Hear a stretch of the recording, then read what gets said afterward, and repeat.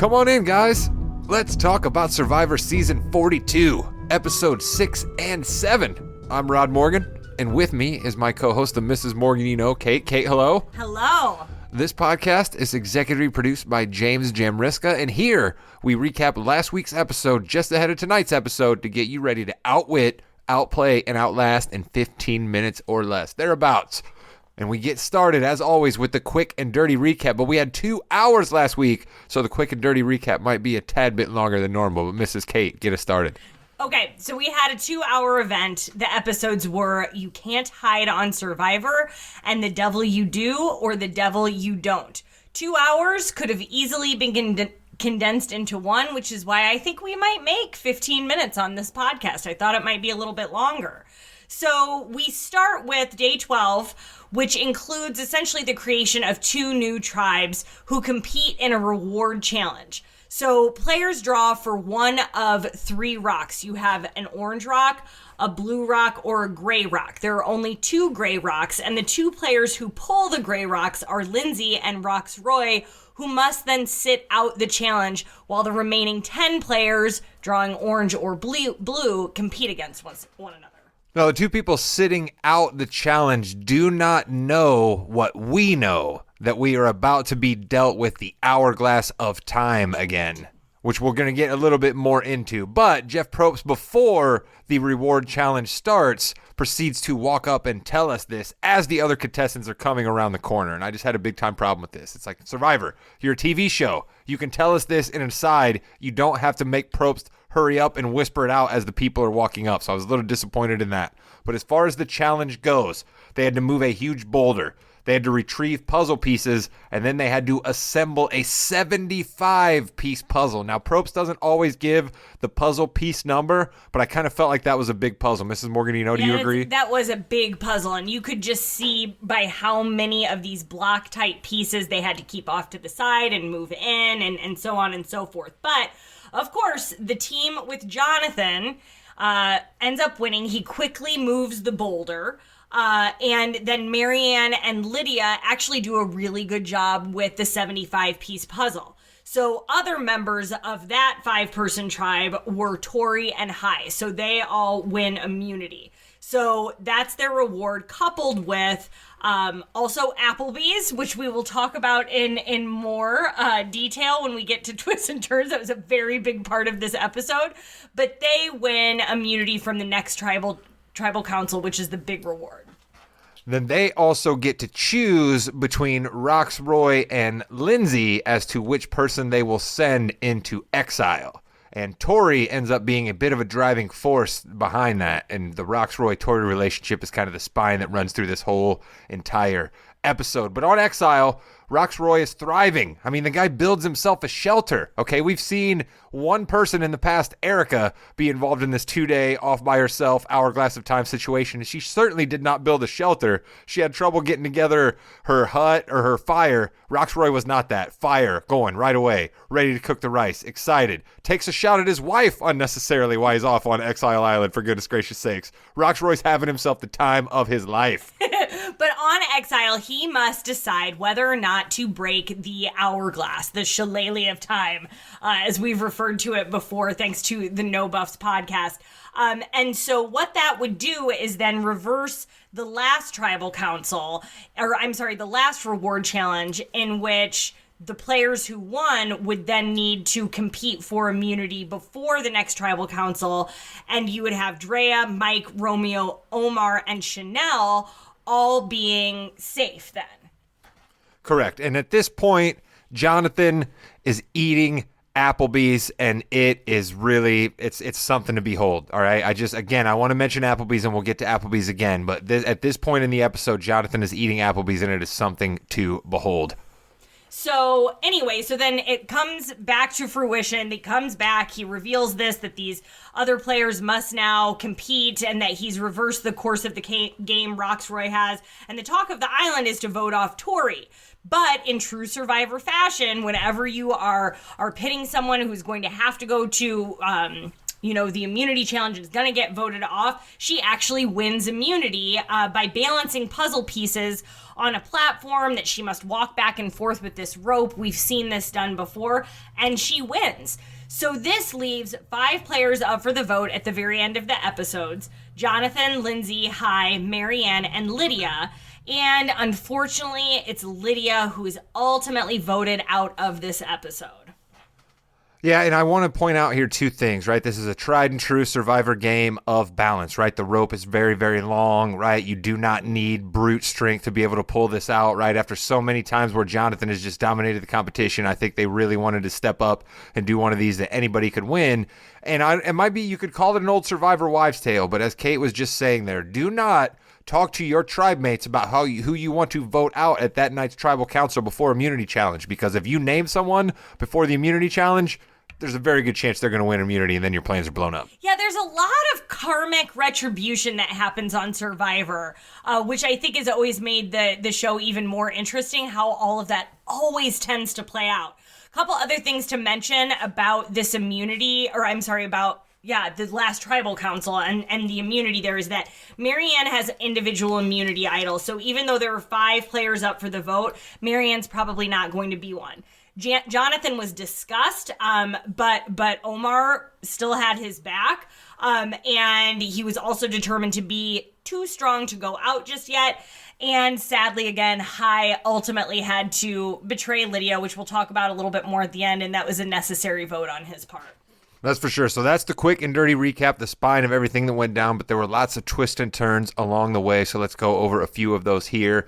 In an unexpected twist, there was a lot of promotion about Applebee's, as we alluded to. I mean, a lot. Probst essentially does a Applebee's description when he is just telling the contestants what they will be competing in. In the middle of a challenge, he breaks into a podcast read for Applebee's, essentially. We get an update of their new menu. We see Jonathan absolutely hoovering. I mean, just hoovering chicken fingers and wings and fries and burgers and tater skins, just hammering it all down. I've never seen someone eat like that. Like, I thought he really was going to just ingest the bones of the chicken wings that he had. I mean, it was just ferocious eating. It really, really was. And then also, I just got to say the one line when Probst said, "This is home." And I was like, my God, how much is Applebee's paying you for this? And also, I have to say, I'm not sure that for anyone that, like, Applebee's being starving that much is going to be the thing that you're like, yep, this is it. This is what's going to bring me back. And there didn't seem to, it seemed like there was a lot of forced excitement among the players. It didn't seem genuine, because is anyone genuinely excited about eating Applebee's? I'm just not sure. I feel like the Survivor line producers really earned their paycheck that day. They kept having to say, nope, guys, we got to cut that again. Can you just sound a little bit more excited about this incredible, please? We're going to have a commercial running from Applebee's right after this segment. We need you guys smiling. So another twist in this episode, which we already mentioned, was that Roxroy did decide to break the hourglass. So honestly, not that much of a twist, considering he really has no choice but to break it to save himself from tribal council the following night. But what I did find interesting was that Drea called exactly what was going to go down, and that, well, what if he's allowed to switch the course of this game and we don't go to tribal council? I mean, she called the whole thing, and that's how it played out. Yeah, it's I want to stop here for just a quick second in the shillelagh of time, as we like to call it, the hourglass of time, the power to change history, whatever you want to refer to it as. They make it seem like this big deal, and Probst really tries to make it seem like you have all of these things to weigh out. And sure, I guess maybe you do, but the most important point, Mrs. Morganino pointed out there, when you break the hourglass, you confirm that you cannot be voted out at the next tribal council, and that's really how this game works. Buy yourself a couple of days and then re-scramble. So everyone, I believe, if this continues to come up, will always break the hourglass. Yeah, and what I think will be really interesting is if Roxroy actually wins this game, like Erica did. Erica was... The difference in this is that Erica was the one who was definitely going to go home in the last season of Survivor if she didn't break that hourglass. Roxroy's not up for this right now. Like, they don't even discuss the possibility of him going home while they're on the island and he's on exile. So why does Roxroy do it? I think it's the Tori rivalry, right? I think Roxroy knows that Tori was behind sending him to exile. I think Roxroy and Tori do not get along, and Roxroy knows that when he breaks this, he can make Tori be up for elimination. Little does he know, though, she's going to win the immunity idol, which harkens back to our Survivor Old Wives' Tale there again. Roxroy has it out for Tori. She, of course, wins immunity idol. Well, he mentions it too briefly that was one of his incentives. Like, well, I guess, then Tori actually has to go up for it. And then after he says that she has to compete for immunity, she throws this makeshift fit saying that she sent Roy to exile as a, quote, favor to him, and that she wanted him to have an advantage, which is total bullshit. Like, everything about Tori came across as even more unlikable in this episode than what I had seen before. Yeah, her most privileged, her most, I'm entitled, just not real good behavior by Tori, but she continues to be the villain. She continues to get the villain edit. Something else that we talk about in Survivor all the time are when alliances form, and when all of these people came together on the beach for the first time and the foodies came back after eating their Applebee's, we started seeing a strong alliance of 8 form. They are as follows: Hai, Jonathan, Drea, Mike, Lydia, Omar, Lindsay, and Roxroy, who's not even on the beach at the time, but Drea speaks highly enough of him and brings him into the Alliance of 8. Yeah, it's a smart and quickly formed group that at a couple different times leaves Chanel on the sidelines in very awkward conversations where she's walking up and she's clearly not part of this alliance, and they're like, don't walk away, or let's talk about something else, and then they all quickly walk away. It's very awkward, but also made for kind of good TV too.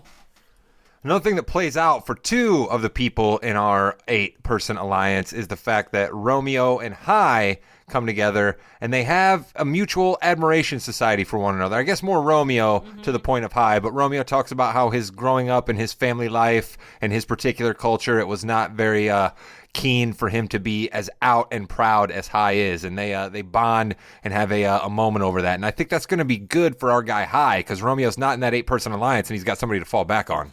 Yeah, and the same thing for Romeo, too. He's not going to be one of the other ones who's going to be voted out as quickly, I don't think. So, talking about our people, let's move into our last segment, our last couple minutes of this episode.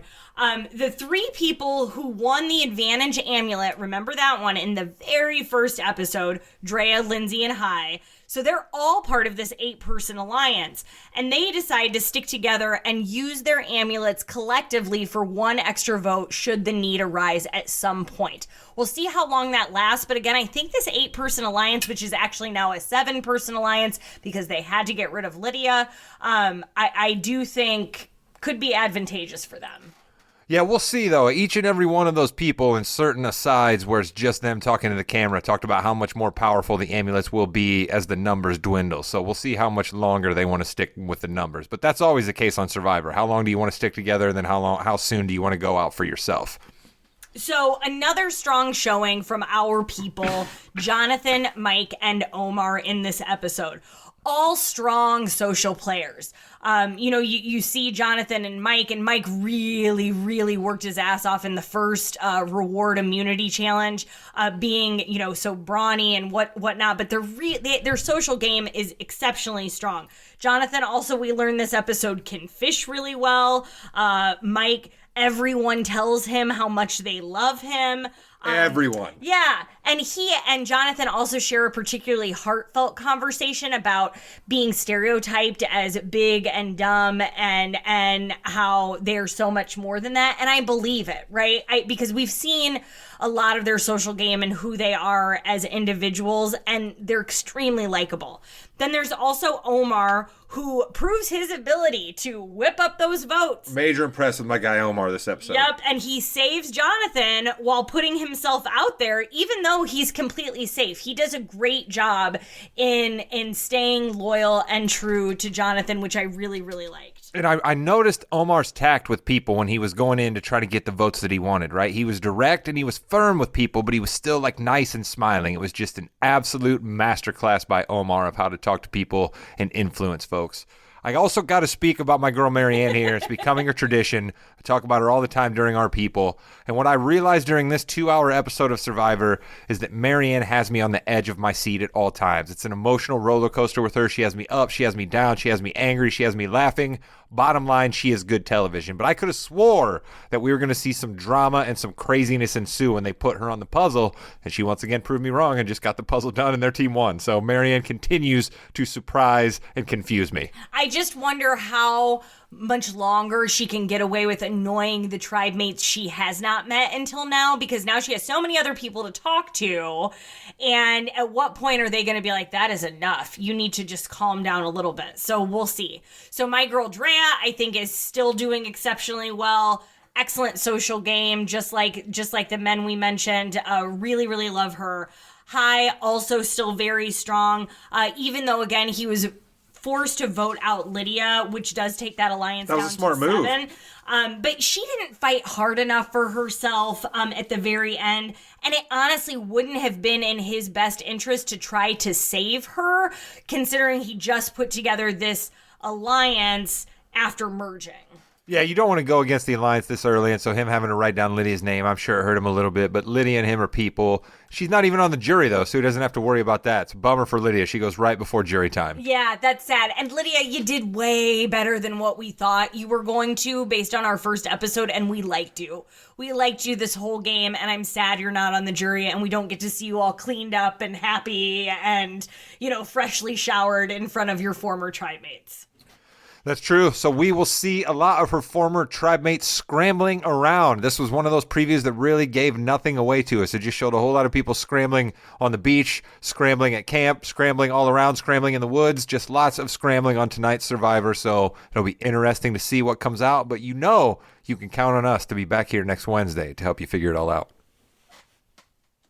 So until next time, this is Rod Morgan from the Morgan You Know Podcast Network saying goodbye. And I'm saying goodbye for the Mrs. Morgan You Know, Kate Morgan as well. Bye.